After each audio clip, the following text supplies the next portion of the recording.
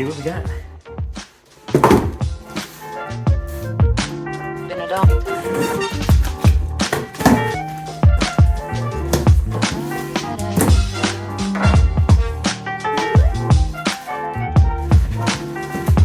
Some of the old songs.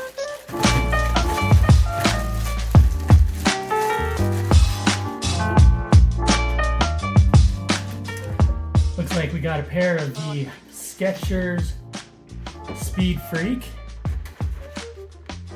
Very cool. Okay, more on that in a minute. And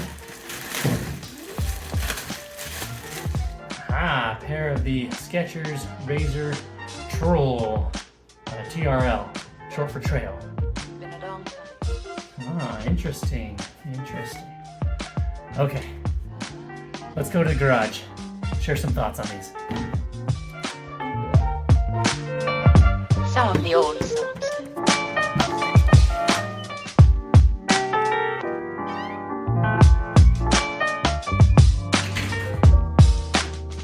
For all time's sake.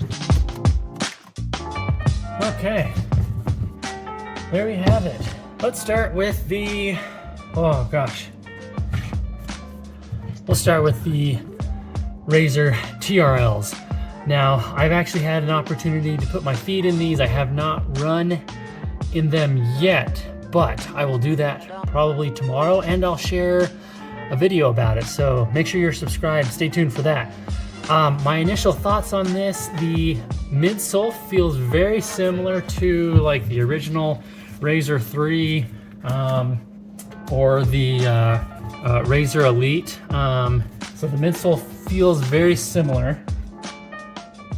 Of course, you're getting almost a full spread of Goodyear rubber on the bottom, which is great. I feel like that's going to help add a little bit of protection from rocks, but I also feel that it adds a little bit of stiffness to the shoe. There's no plate inside the midsole here, but it just feels like it's a little less flexible than some of their other Hyperburst shoes, but this is certainly still a very neutral feeling shoe.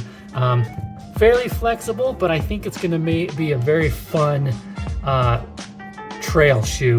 This shoe comes in a men's size 9 at 8 ounces or 227 grams, which is pretty lightweight for a trail shoe. You're getting a little bit of extra overlays across the front here. You can see that it says toe protection. I'm just offering a little bit better toe protection than some of their road shoes, but this really reminds me of a comfortable road shoe built on the successful Razor platform, but you're getting that trail outsole DNA, which is going to be, I think, just a lot of fun on the trail. You know, I've really enjoyed the Skechers Speed TRL, which has the translucent mono mesh, while the Razor TRL has not translucent, but just a basic mono mesh and polyester upper. So it feels more like a traditional road upper, but again with the comforts of a trail shoe outsole and a little bit of extra overlays to offer some basic protection while you're on the trails, as well as support. These two shoes are quite a bit different, completely different implementation. The Speed TRL, you're getting a rock plate here, more of a lightweight racer type shoe. The lockdown around the ankle is quite a bit different. But I think this is just going to be a fun trail trainer that, frankly, because of its weight, you could use this for racing. It'll be interesting to see how well this shoe does over really long distances, 20 miles or more. So look forward to a full review on that. And again, I'll put together a video, just kind of some more initial impressions on how this shoe feels underfoot on its first debut run. So stay tuned for that. Make sure you're subscribed. Let's come over to the Skechers Speed Freek. Putting this shoe on initially, it feels very comfortable, actually.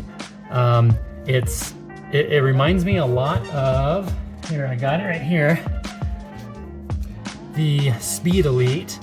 Very similar fitting, however, both of these are size 10, by the way. but I feel like the Speed Freek offers just a little bit more room, particularly in the forefoot area compared to the Speed Freek. So in the Speed Freek, I had to size up about a half a size. It only comes in whole sizes, so I went with a size 10 rather than my usual 9.5. Felt like it fit like a 9.5. I also went with a size 10 in the Speed Freek, and it felt like there was just a little bit more room, as I'd mentioned, in the forefoot area, but I don't feel like it's oversized. So I'm really excited to take this out on the road. It's got that carbon plate there in the middle to forefoot area. Feels just as stiff. You can see it's really hard to bend that. Feels just as stiff as it did in the Speed Elite. However, the biggest difference I'm noticing, so basically you get the Speed Elite DNA. It is almost identically the same shoe, same upper, same hyperburst midsole, same outsole, same carbon fiber plate. Everything is the same, with the exception of, I mentioned the midsole, you're getting a few more millimeters of midsole stack. So you are looking at 34 millimeters in the rear, 30 millimeters in the front. So you're getting a few more millimeters, 6 more millimeters compared to the Speed Elite with a 4 millimeter drop. And I feel like, it feels like the midsole is just a little bit softer compared to the Speed Elite, which this does feel like it's got a pretty stiff midsole. So I'm excited to see what this is going to feel like for those longer tempo type runs, race type efforts. So that's the Speed Freek. This also comes in on a men's size 9 at 8.4 ounces or 234 grams. It's interesting that the Razor TRL is advertised to have a lighter weight. It's hard to tell in hand though, compared to the Speed Freek. Now the Speed Elite is lighter. This came in at, I'm trying to remember now, like 180 grams. Don't quote me on that.